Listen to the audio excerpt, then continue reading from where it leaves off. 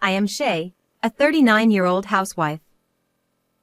After graduating from college, I worked hard leveraging my qualifications, but in my late 20s, I was hospitalized with a serious illness and unfortunately had to quit my job. However, after being discharged, I met my current husband through a friend and got married. I've been supporting my busy husband as a housewife. When we got married, both my husband and I were 30 years old, so we immediately started trying for a child. We struggled to conceive, but in our second year of marriage, I finally got pregnant. To our surprise, it was twins. My husband was overjoyed to have 2 children at once. During my pregnancy, we spent a busy but happy time preparing baby supplies for 2 and moving to a bigger house. We discussed names every day, but our happy days didn't last long. The husband I trusted so much betrayed me in an unimaginable way. My pregnancy was progressing smoothly, but at 7 months, I was diagnosed with threatened preterm labor and hospitalized again. I was on a 24-hour drip, praying every day that both babies would be born healthy. My husband, always busy with work, rarely visited me. Despite my anxiety, I managed to hold on until the due date and gave birth successfully. Childcare was far more challenging than I expected. Not only was I inexperienced, but I also had 2 babies to take care of, and my biggest problem was that my husband was hardly ever home. Since the children were born, my husband's work had become even busier. He worked overtime almost every day and often went on business trips even on weekends. I wanted to ask my parents for help, but they lived far away, so I had to rely on my in-laws. However, they were still working and could only help occasionally. My husband, saying he was working, left most of the housework and childcare to me. I was exhausted from a lack of sleep every day. My husband was so happy when I got pregnant. Had his feelings changed after the birth? Even though he was busy with work, he had no sense of fatherhood and treated childcare as someone else's problem. I was alone day and night, dealing with 2 crying babies, and often found myself in tears. One day, my frustration exploded. That day, one of the twins had a fever, and I was busy nursing him. The other one was fine, so taking them to the hospital was tough. In such a situation, my husband casually said, "I'm going to be home late today because of a party." "Can you really go drinking at such a difficult time?" I glared at him. Moreover, it wasn't a business-related gathering but a private drinking party with a college friend. My husband didn't understand why I was angry and said, "I don't need dinner tonight, thanks." He was about to leave. I grabbed his arm and stopped him. When he looked puzzled, I pleaded, "Please come home early today." "Why?" He looked genuinely confused, which irritated me even more. "For the children's sake, please cancel the party." He pouted and said, "Why do I have to be so restricted? Then he said, I have my men's gatherings. You're a housewife, so you should handle the kids. Stop relying on me." No matter how much I begged, I couldn't change his mind. Left alone at home, I wondered what marriage really meant as I took care of the twins by myself. Since that day, my husband's attitude towards me grew colder.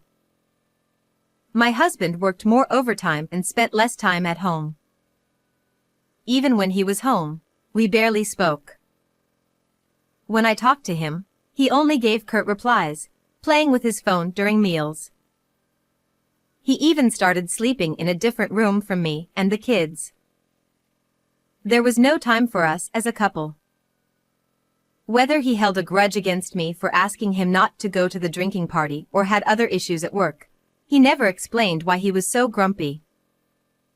Initially, I was concerned about my husband's changes, but as I got caught up in childcare, I gradually stopped caring about his moods. Despite this, as the children grew, childcare became easier. I got used to it, and I started to feel more at ease. After being a housewife for so long, maybe it's time to put the kids in daycare and go back to work? Just as I was thinking this, something happened. One night, after putting the kids to bed, I returned to the living room to find my husband sitting at the table, lost in thought. For once, he spoke to me first. I have something to discuss. Wondering what it could be, I sat across from him at the table. Then, he said something unbelievable. I've fallen in love with someone else, so I want a divorce. I was speechless. We had just settled into a stable life with our twins, and now he said this? He wanted to leave me and live with her. Apparently, my husband's indifference to our home was partly because he had another woman. He admitted he had been seeing her since I was pregnant.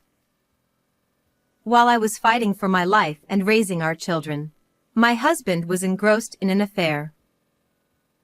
He claimed to be busy with work, coming home late and going on trips, but he was likely with her. I can't forgive this. I felt a surge of anger and wanted to grab him. But then I thought better of it. Getting angry wouldn't change his mind. His love for me was gone, and he had decided to be with his affair partner.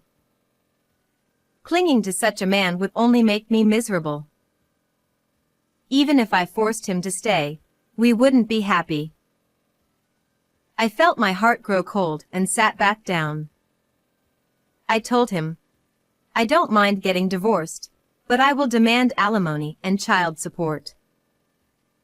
I decided to end things cleanly and live with my children. I was ready to go back to work and had prepared to be independent. As long as I solved the financial issue, I'd be fine without him. But then he said something unbelievable. Why should I have to pay alimony? I replied, because the divorce is your fault due to your affair. He argued. No, the divorce is your fault. He claimed that he cheated because I was too focused on the kids and neglected him, needing another woman to fill the void. I was stunned. Prioritizing himself over our children was utterly selfish. Despite being a father, he left the twins' care to me and ignored them. How could I possibly pay attention to him? Yet he insisted. I'm the victim here. I won't pay alimony. Then he stormed out. A few days later, he called me. I'm bringing a lawyer tomorrow, so be ready. He sounded triumphant. He had hired a lawyer to fight me over alimony. But I wasn't worried. No matter how skilled the lawyer was, I had no intention of losing. The next day, as promised, my husband arrived with a woman who introduced herself as a lawyer. They seemed unusually close, probably already acquainted.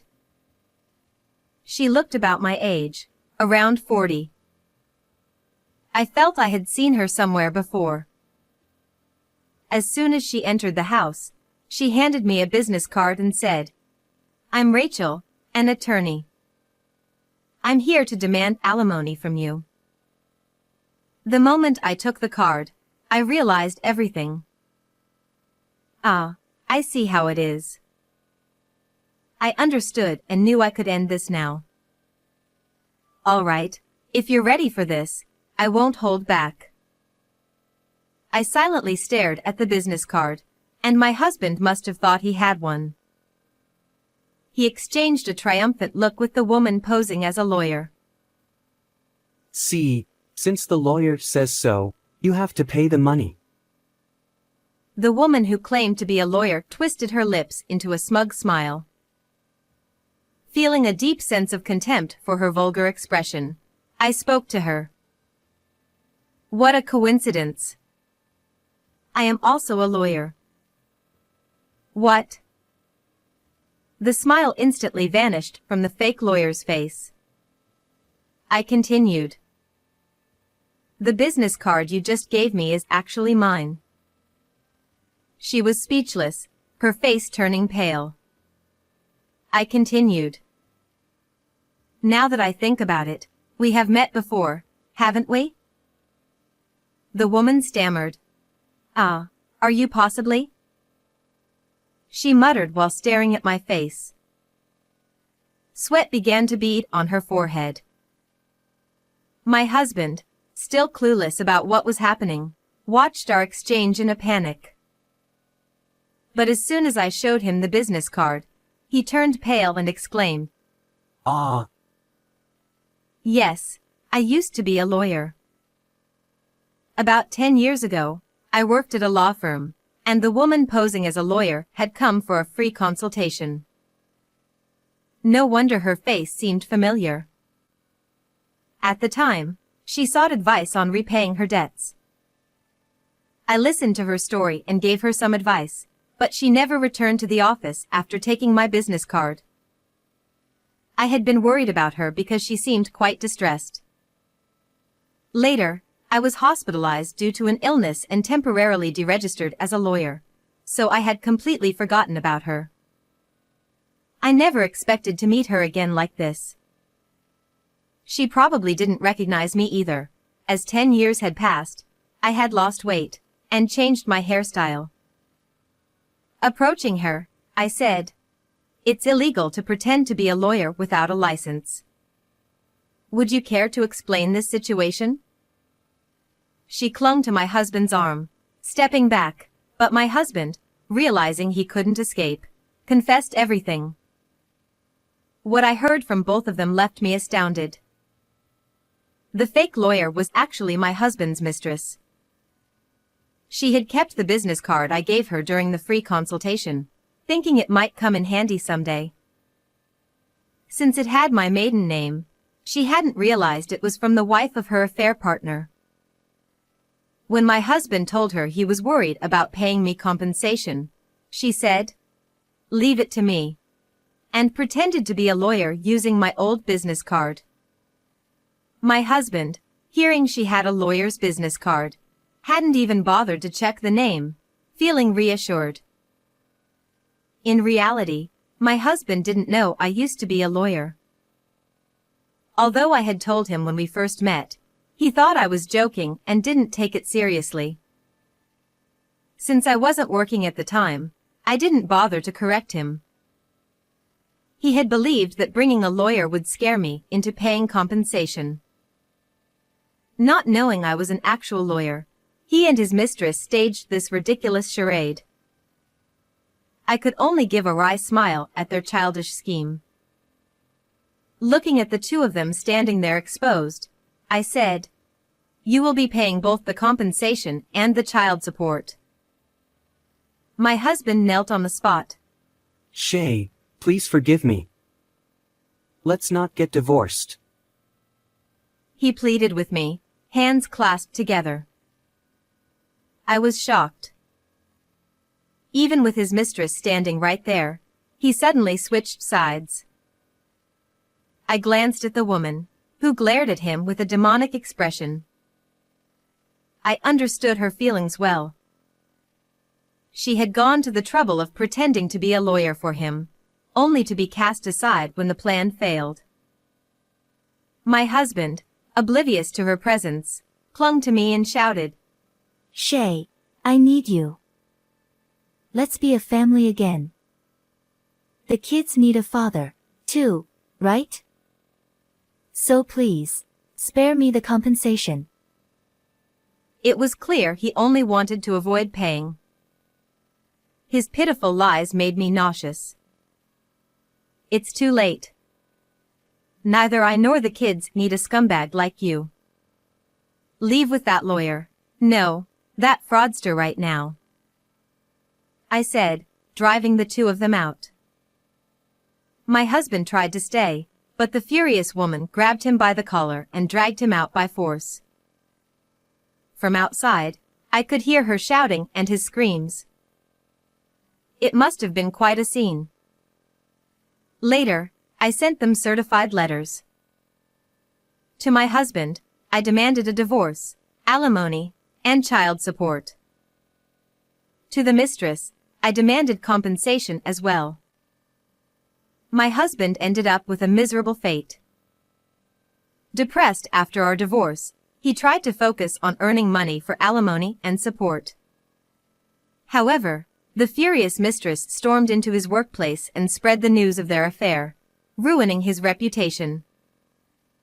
Losing his job, already struggling financially, and burdened with debts, he now works as a day laborer, barely scraping by under a younger boss. The mistress, who had quit her job hoping to marry him, found herself in even deeper debt due to my compensation demand. I saw her recently, dressed gaudily, walking arm in arm with an older man. She was likely heading to work at a girls' bar. It's a fitting end for the two who tried to scam me. As for me, I re-registered with the Bar Association and got a job at a law firm. I placed my kids in daycare and returned to work as a lawyer. Though the long hiatus poses challenges, helping those in need is rewarding. I want to show my children what it means to live independently and proudly. Well, everyone, goodbye for now. Thank you for staying with me until the end. How did you like today's story? Please subscribe to the channel. See you in the next video.